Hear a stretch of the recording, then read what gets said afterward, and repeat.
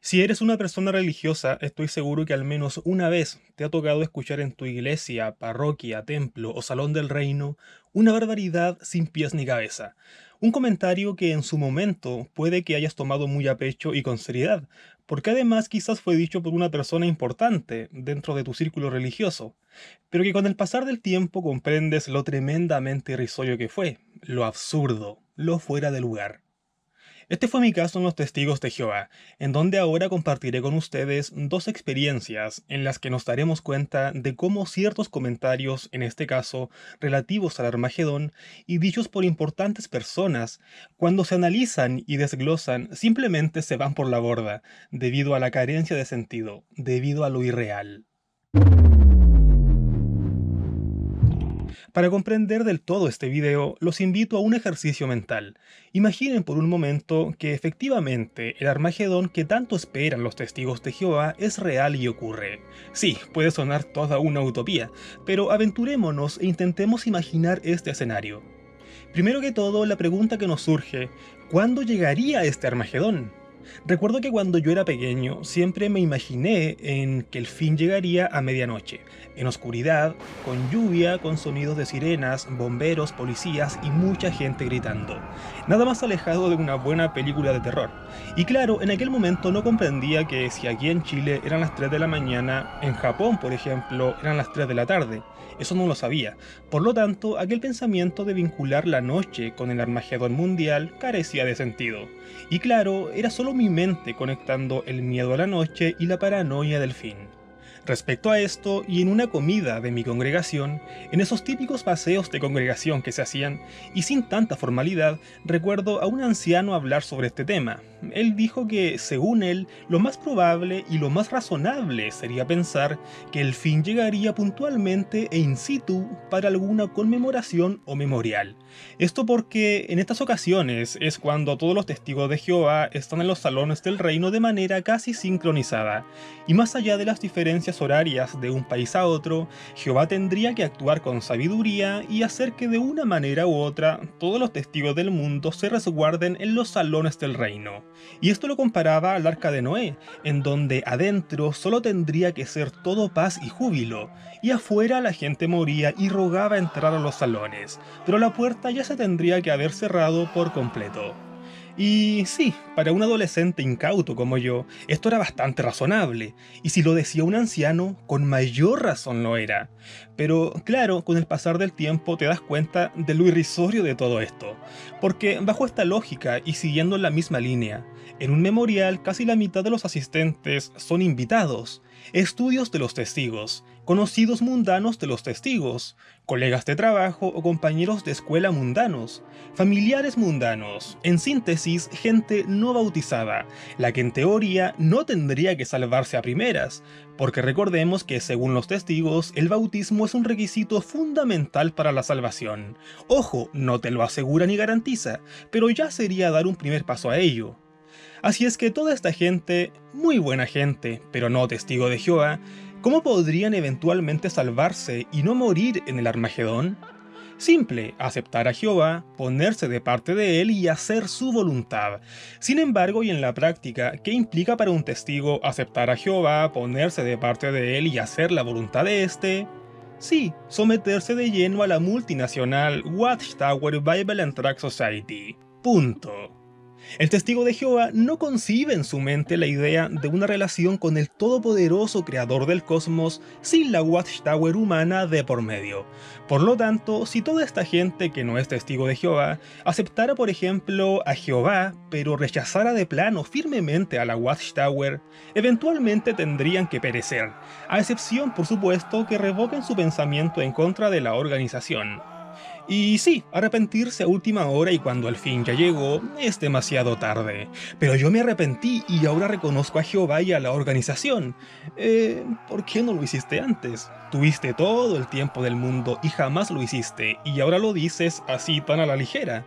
Probablemente aquellos queden en una especie de lista de espera, si es que una roca de fuego no les cae a la cabeza a la salida del salón, donde los acomodadores tendrían que sacar a todos los no testigos de Jehová, desde bebés a abuelos.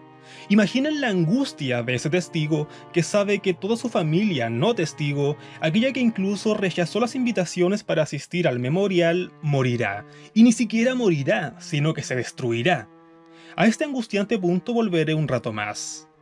Ahora imaginemos a solo los testigos de Jehová encerrados en el salón, mientras afuera las fuerzas del bien combaten con las fuerzas del mal, sin comida, sin camas, extrañando no solo a su familia mundana, sino que también a sus mascotas, sin papel higiénico.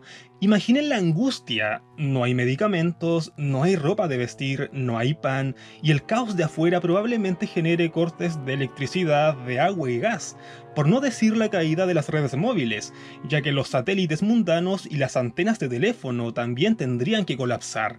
Eso sumado a los incesantes gritos de dolor, angustia, llanto y lamento, no solo de los adultos mundanos del exterior, sino que de niños y animales.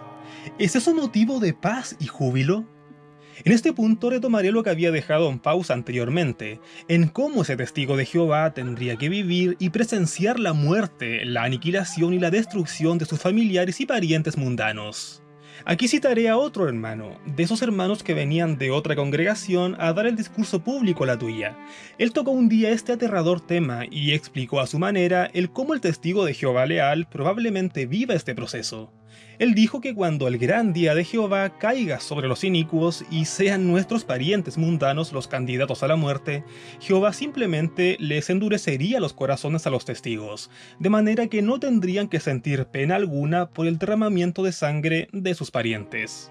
No habría melancolía, no habrían sentimientos encontrados, porque el gran amor de Jehová evitaría que las personas más pacíficas de este planeta, los testigos de Jehová, sufran y lloren la muerte de mundanos, sus parientes mundanos. Por lo tanto, ¿cuál fue la recomendación inmediata de él? Sí, predicarle sin demora a nuestros parientes mundanos, para que ellos tengan las chances de una vida eterna y no ser destruidos. Este caso a mí personalmente me pareció extremadamente chocante, porque de partida era mucho más grande en edad que aquel caso del Armagedón llegando en época de memorial. Además, aquel otro episodio fue dicho en un ambiente de esparcimiento, sin formalidades, y donde no era más que la mera opinión de un anciano, la que claro, repercutió en mí y quizás en cuantos más, pero más allá de eso, fue algo relativamente fugaz, de lo cual jamás me he podido olvidar, por cierto.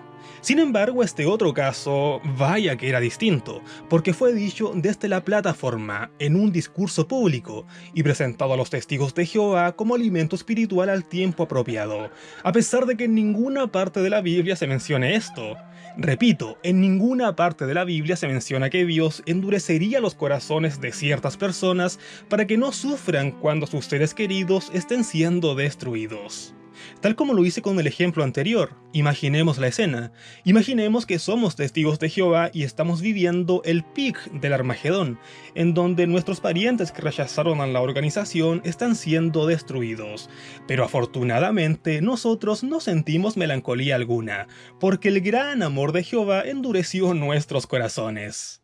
Imaginen ese testigo de Jehová que es el único miembro testigo de su familia y le toca ver a 40 o 50 parientes mundanos muriendo, entre padres, hermanos, tíos, primos, abuelos e incluso hijos, pero él con su corazón endurecido no siente dolor alguno.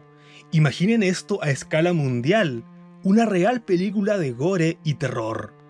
Pero este trance le tendría que durar un par de años, porque luego de la muerte de los mundanos vendrían las aves a comerse los restos, y posteriormente a ello los mismos testigos de Jehová sobrevivientes tendrían que sepultar en fosas comunes los restos de más de 7.000 millones de personas. Sin palabras. Algo a tener en cuenta es que si Dios interfiriera en nuestras emociones o pensamientos, automáticamente dejaríamos de ser humanos y pasaríamos a ser robots controlados. Otra cosa a considerar es que ninguna de estas dos situaciones forman parte de las doctrinas o enseñanzas establecidas por los testigos de Jehová.